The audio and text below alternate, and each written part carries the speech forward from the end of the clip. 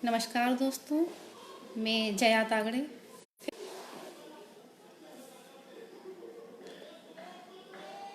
नमस्कार दोस्तों।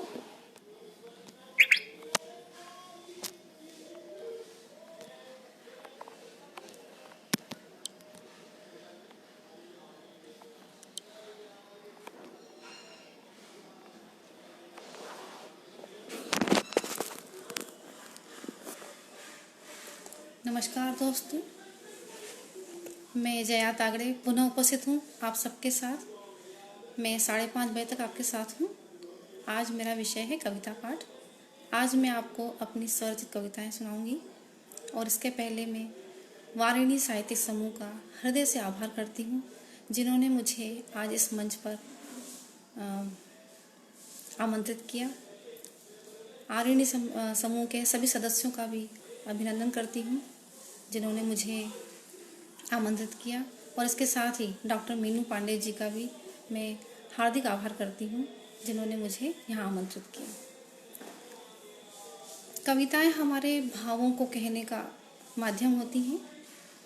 हम कम से कम पंक्तियों में ज़्यादा से ज़्यादा चीज़ें कहने का सामर्थ्य जुटाते हैं। हमारी कविताएं जो रहती हैं उसमें हम किसी भी विषय को लेकर, किसी समाज को लेकर, किसी चीज़ को भी लेकर एक पूरा रेखा चित्र खींचते हैं और कम से कम शब्दों में हम उसे व्यक्त करने की कोशिश करते हैं। और इन कोशिशों में हम कहाँ तक सफल होते हैं ये तो श्रोतागण ही बता पाते हैं। तो शुरू करते हैं जी। धन्यवाद। ख्वाबों पर जब लगती बंदिश है, ख्वाबों पर जब लगती बंदिश, भेद हृदय भी न खोल पाए। मन में दबी हजारों ख्वाहिश, दर्पण भी कब सच बतलाए। ख्वाबों पर जब लगती बंदिश, भेद हृदय भी न खोल पाए। मन में दबी हजारों ख्वाहिश, दर्पण भी कब सच बतलाए। कटीली झाड़ी में बसी सुरभि, आसानी से न मिल पाए। सागर में समा जाए नदी, रोकने से ना रुक पाए। यादें संजोए पलकों पर, आशा का बांध टूटता है। मन में दबी हजार ख्वाहिशें, दर्पण भी झूठ बोलता है। हमारे मन में बहुत सारी ऐसे अरमान और बहुत सारी ख्वाहिशें होती हैं। जब हम दर्पण में सामने देखते हैं तो हमें अपना अक्स दिखाई देता है, हम रूबरू दिखाई देते हैं, अपने चेहरे को ठीक करते हैं, सब कुछ दिखाई देता है दर्पण में। कहते हैं कि दर्पण झूठ नहीं बोलता है, जो सामने होता है, प्रत्यक्ष होता है, वही दिखाता है। लेकिन दर्पण हमारे मन में छिपी बातें, हमारे दिल की ख्वाहिशें, क्या ये बताता है? नहीं बता पाता है। कटीली झाड़ी में बसी सुरभि, आसानी से न मिल पाए। सागर में समा जाए नदी, रोकने से ना रुक पाए। यादें संजोए पलकों पर, आशा का बांध टूटता है। मन में दबी हजार ख्वाहिशें, दर्पण भी झूठ बोलता है। इसके आगे की पंक्तियां सुनिएगा। चित्त में धधकती अग्नि का ज्वर, छूने से पता न चल पाए।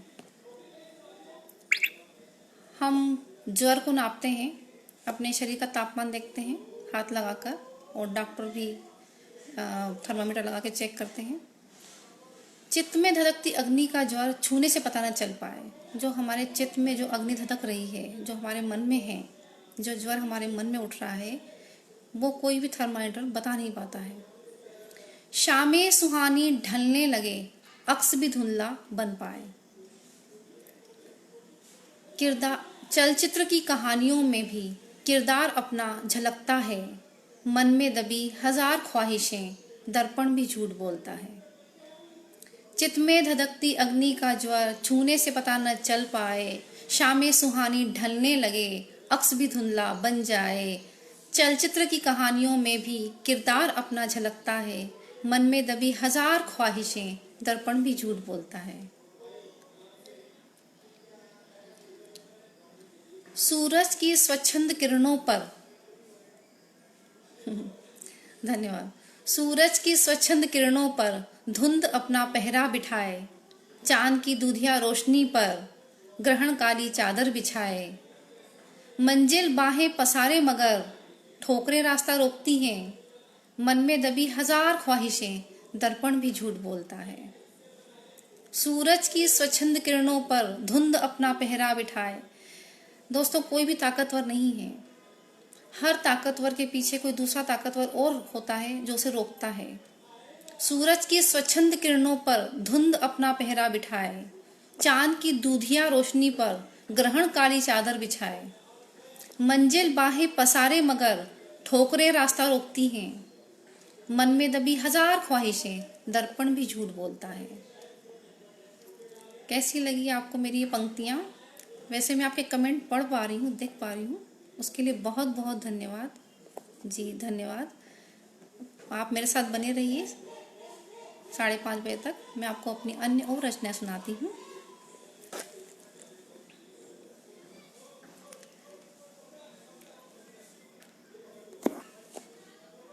मेरी अगली पंक्तियाँ हैं।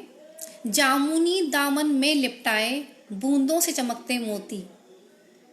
जामुनी दामन में लिपटाए बूंदों से चमकते मोती, सूर्य की किरणों से तपे मेरे चितवन में दमकती ज्योति। जामुनी दामन में लिपटाए बूंदों से चमकते मोती, सूर्य की किरणों से तपे मेरे चितवन में दमकती ज्योति। अब की सावन मिल ही जाएगी, अब की सावन मिल ही जाएगी, बहते जलधाम में नदी। तूफानों से टकरा कर देखो जिद किसकी पूरी होती। अब की सावन मिल ही जाएगी, बहते जलधाम में नदी। तूफानों से टकरा कर देखो जिद किसकी पूरी होती। जी, धन्यवाद। आपने पसंद की, इसके लिए बहुत बहुत शुक्रिया। आप इसी तरह बने रहिए मेरे साथ। मैं आपको अपनी अन्य रचनाएं सुनाती जाऊंगी।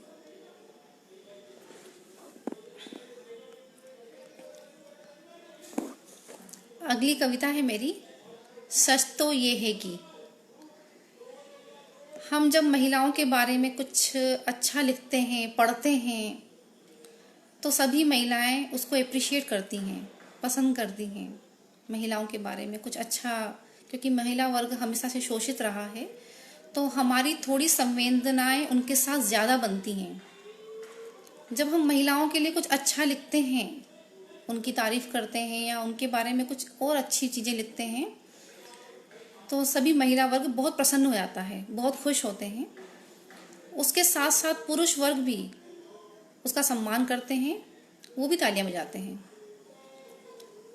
लेकिन चूंकि हम सब मानव हैं, इंसान हैं, चाहे स्त्री हो चाहे पुरुष हो, दोनों ही इंसान हैं, भगवान नहीं हैं। यदि पुरुष में दुर्गुण हैं तो स्त्रियों में भी होते हैं दुर्गुण। यदि पुरुष गलत है तो स्त्री भी गलत हो सकती है। स्त्री और पुरुष दोनों ही मानव हैं, जिसमें कोई भी अवगुण नहीं होता या जो कभी गलती नहीं करता, वो तो ईश्वर होता है। लेकिन चूंकि हम इंसान हैं, हम गलतियां करते हैं, इसलिए तो हम इंसान हैं। स्त्रियों में भी कुछ कमियां होती हैं, तो इन कमियों को हमें दूर करना है, ना कि उनसे भागना है। स्त्रियों की कमी को उजागर करती हुई ये रचनाएं हैं। सच तो ये है कि, ये शीर्षक है कविता का। नारी के हर दुख की गाज आखिर पुरुषों पर ही क्यों गिरती है। नारी के हर दुख की गाज आखिर पुरुषों पर ही क्यों गिरती है।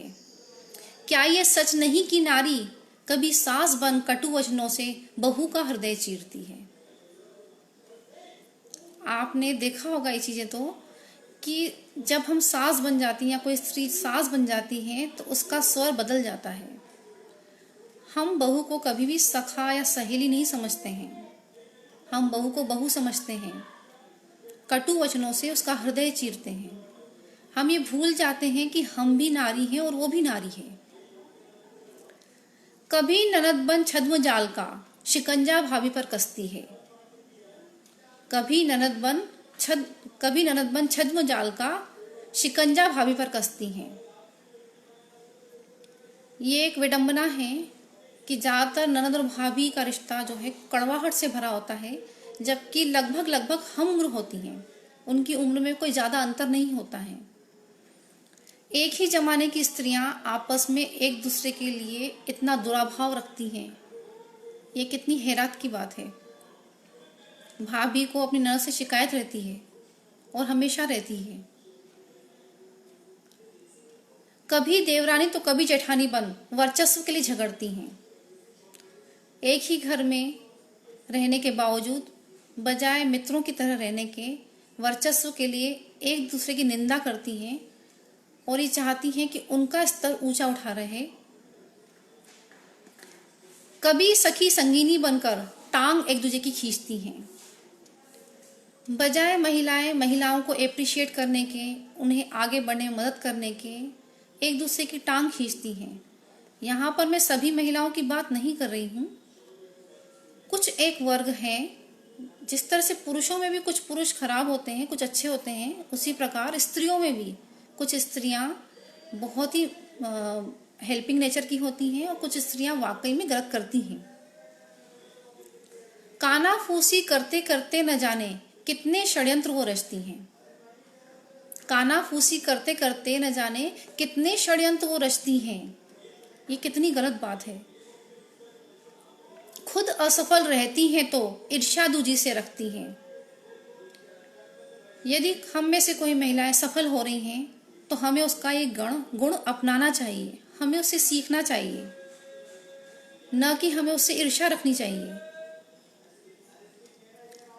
कभी पड़ोसन बनकर गृहस्थी पर नजर रखती हैं, कभी साजन संग नेला लड़ाकर हनी ट्रैप को अंजाम देती हैं।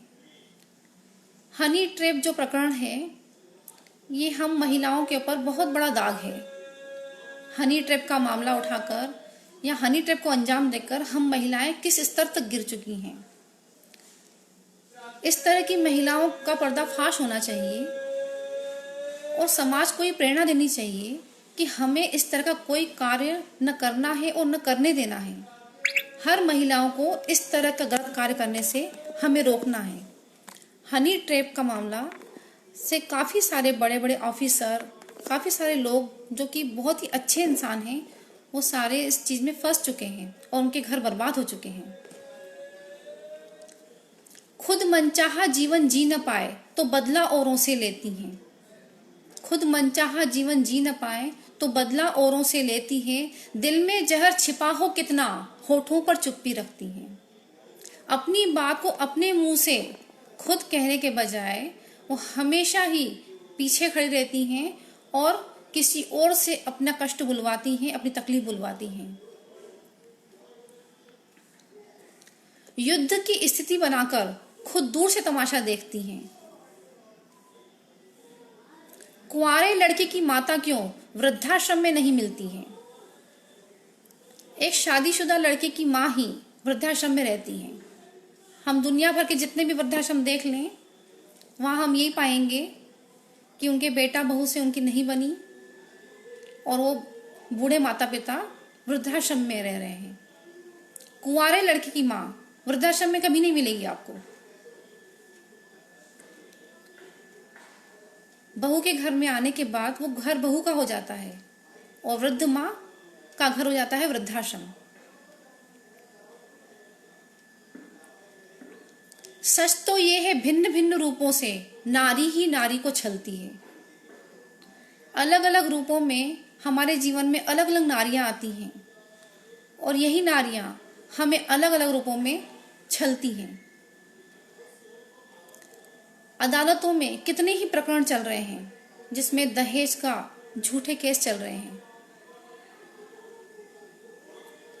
कई सारी लड़कियां काम से बचने के लिए या फिर अलग रहने के लिए अपनी सास पर, अपनी ननद पर झूठे आरोप लगाती हैं।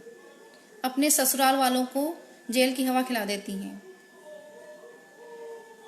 जब उनकी जांच की जाती है तो पता चलता है कि वो लड़की खुद ही गलत है। ये हम समाज को किस दिशा में लिए जा रहे हैं। जरूरत है हमें अपने घर की बेटियों को, अपनी बहुओं को सहेजने की, उन्हें संभालने की। यदि पुरुष वर्ग ने आपके साथ गलत किया है तो आप उसे, बजाय उस पुरुष को संभालने के, उसे सजा देने के, आप पूरे पुरुष जाति को सजा देती हैं। ये गलत है। जी धन्यवाद, बहुत बहुत धन्यवाद जी। इसके बाद अगली कविता है मेरी आज़ादी।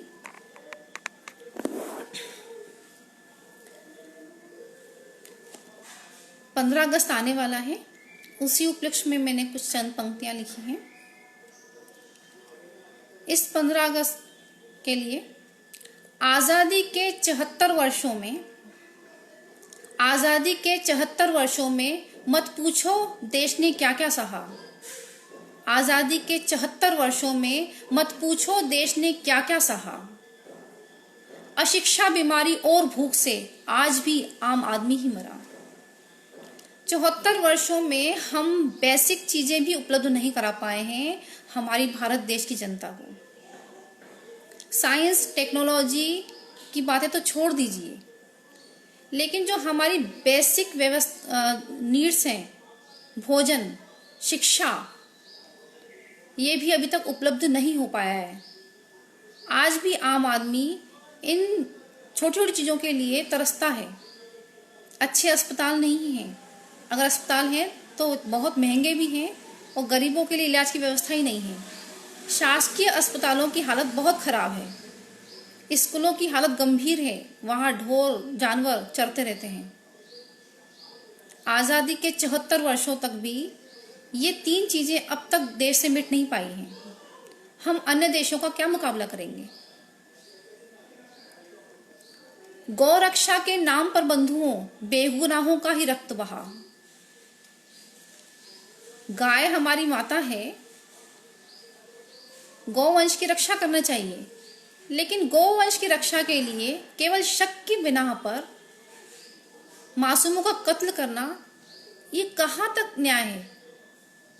हम किसी एक वर्ग को पॉइंट करके उन्हें कत्ले करते आएंगे। किसी को कत्ल करना गौ रक्षा के नाम पर, ये कितनी गलत बात है। आज भी हम ये बात समझ नहीं पाए हैं। मंदिर मस्जिद के नाम पर समाज का हर वर्ग बटा। हम चाहते ही नहीं है कि हमारे देश में अच्छे स्कूल बने, अच्छे अस्पताल बने। हम चाहते हैं हमारे देश में अच्छे मंदिर बने, अच्छी मस्जिदें बने,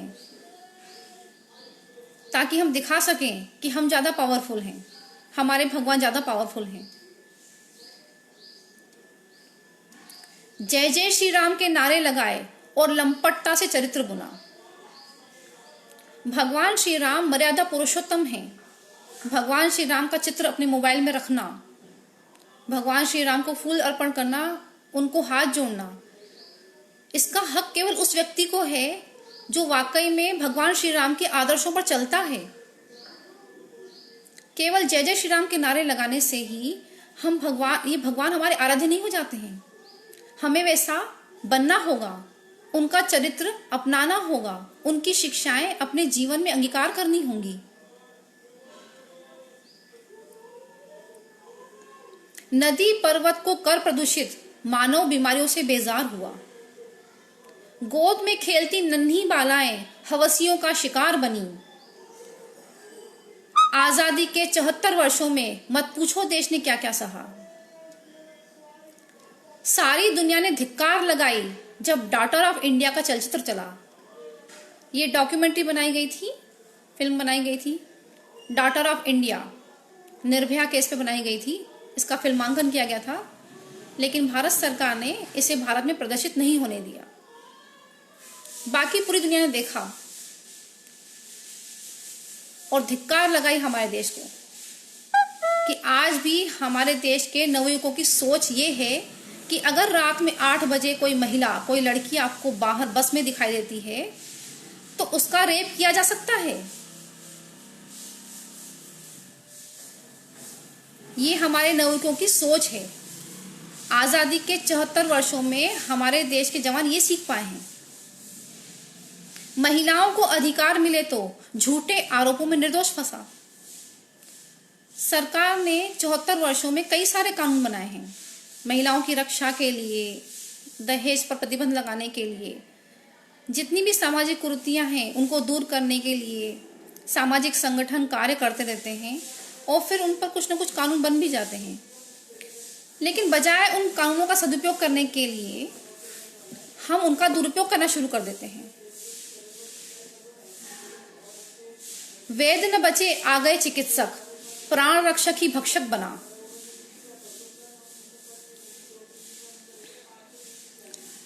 प्रजा का इसमें दोष कहाँ जब राजा ही भ्रष्ट बना। नवीन तकनीकी की अंधी दौड़ में दागदार चरित्र का चेहरा छिपा। लेखक था कभी समाज का दर्पण, अब वोट बैंक की भेंट चढ़ा। इन चीजों से लेखक भी अछूते नहीं रह गए हैं। कहते हैं ना, जब हम एक उंगली किसी पे उठाते हैं तो बाकी की सारी उंगलियां हमारी तरफ उठती हैं। इसीलिए लेखक था कभी समाज का दर्पण, अब वोट बैंक की भेंट चढ़ा। लेखकों का इस्तेमाल भी अब राजनीति में होने लगा है। लेखक लिखता है लेकिन किसी एक पक्ष को लेकर लिखता है और बहुत लिखता है, उम्दा लिखता है, जबकि लेखक का काम है समाज को सही दिशा देना। आशा है आपको मेरी कविता भी पसंद आई होगी। धन्यवाद। इसके आगे मैं अपनी एक और कविता लेकर आई हूँ। मुश्किलों का आना जाना भी वक्त के साथ बदल जाएगा, न धरती तुझे धिक्कारेगी न आसमां शूल चलाएगा। प्रकृति भेष बदल बदल कर इतना न तुझे सताएगी, तेरे बनाए काले बादल में एक अद्भुत रोशनी जगमगाएगी। अब जब तू ठहर सा गया है ये समय भी गुजर जाएगा, आंधियां रास्ता रोकेंगी जरूर, एक दिया फिर भी टिमटिमाएगा। ये आज के परिवेश के लिए लिखी है। मुश्किलों का आना जाना भी वक्त के साथ बदल जाएगा, न धरती तुझे धिक्कारेगी न आसमां शूल चलाएगा।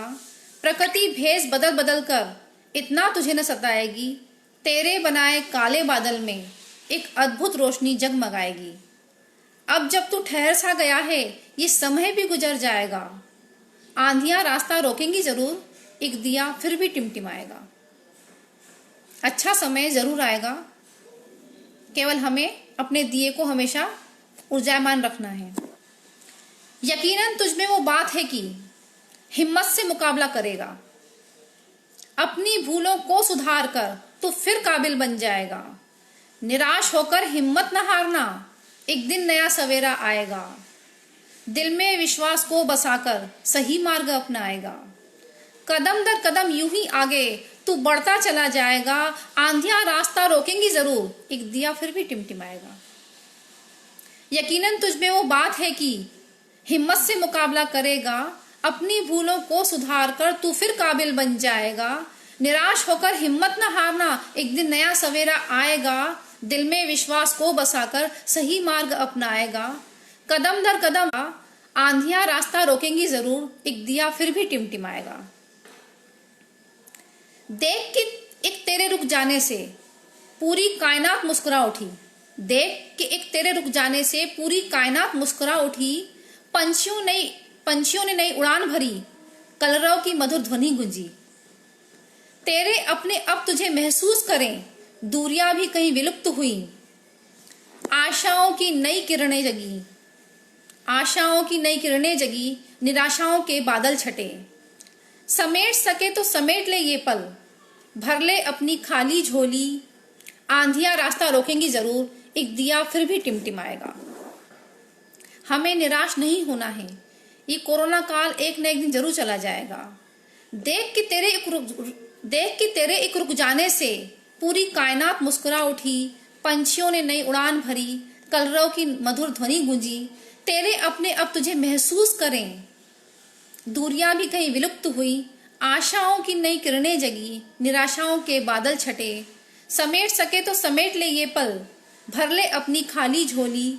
आंधियां रास्ता रोकेंगी जरूर, एक दिया फिर भी टिमटिमाएगा। हम सबके दिल में जो ज्योति जल रही है, जो सच्चाई की अलग जल रही है, जो विश्वास की ज्योति जल रही है, वो जलती रहेगी। अपने दिल के दिए को कभी बुझने न दीजिए, उसे हमेशा ऊर्जावान और उस बाती में तेल भरते रहिए। अपने दिए को ऊर्जावान बनाते रहिए, जलाते रहिए। ये कोरोना का समय, ये कठिन समय एक न एक दिन गुजर जाएगा। मुसीबतें हमारे रास्ते में आती हैं लेकिन हमेशा नहीं रहती हैं। ये मुसीबतें एक न एक दिन टलती जाएंगी और एक दिन यहाँ से दूर चली जाएंगी, लेकिन हमें अपने नियमों का पालन करना है। 15 अगस्त नज़दीक आ रहा है, हमें विचार करना है, सोचना है, मनन करना है। हम अपने देश के लिए क्या कर सकते हैं? यदि हम खुद सुधर जाएं, अपने आप को संभाल लें, केवल हमें अपने आप को ठीक करना है, पूरा देश अपने आप ठीक हो जाएगा। हमें किसी को सीख नहीं देनी है, किसी को समझाना नहीं है, हमें सिर्फ अपने आप को समझाना है, हमें खुद सीखना है। जब हम खुद संभल जाएंगे, खुद सीख जाएंगे, जब हम खुद कभी कोई गलत काम नहीं करने देंगे और न ही उसमें शामिल होंगे कभी, तो हमारा देश यकीनन सुधर जाएगा। धीरे धीरे सब कुछ ठीक हो जाएगा। जितने भी सरकार ने निर्देश दिए हैं, जो नियम बनाए हैं, हमें उसका सहयोग करना चाहिए। इन नियमों का पालन करते हुए ये कोरोना दूर हो जाएगा और फिर से हमारे जीवन में दिया टिमटिमाएगा और ये हमारा जीवन फिर से प्रकाशवान हो जाएगा, ऊर्जावान हो जाएगा। आप सभी ने मुझे सुना, इतने अच्छे अच्छे कमेंट दिए, उसके लिए मैं आप सभी का बहुत बहुत शुक्रिया अदा करती हूँ। इसी तरह हम फिर से मिलेंगे और मैं अपनी और नई रचनाएं लेकर आपके सामने प्रस्तुत होती रहूँगी। बहुत बहुत धन्यवाद। आरिणी साहित्यिक समूह और उसके सभी सदस्यों का मैं फिर से हृदय से अभिवादन करती हूँ, वंदन करती हूँ कि उन्होंने मुझे यहाँ आमंत्रित किया। और आदरणीय डॉक्टर मीनू पांडे जी, वो तो समय समय पर हम सभी का मार्गदर्शन करती हैं, बड़ी बहन की तरह अपने सारे फर्ज निभाती हैं। ये हमारी उन महिलाओं से शामिल हैं जो हमारी उंगली पकड़कर हमें और आगे का रास्ता दिखाती हैं, हमें सहयोग करती हैं, सभी महिलाओं को एक अच्छा प्लेटफॉर्म देती हैं, अच्छी संस्कृति देती हैं, अच्छी सभ्यता देती हैं और इस तरह हमारे समाज को धीरे धीरे पूरा सभ्यमय बना देंगी। और ऐसी ही उनसे आशा है। डॉक्टर मीनू पांडे जी का हृदय से आभार। वो इसी तरह सबको अपनी प्रेरणा देती रहें और अन्य महिलाओं को भी प्लेटफॉर्म देती रहें। आप सभी का हृदय से आभार जो आपने मुझे सुना।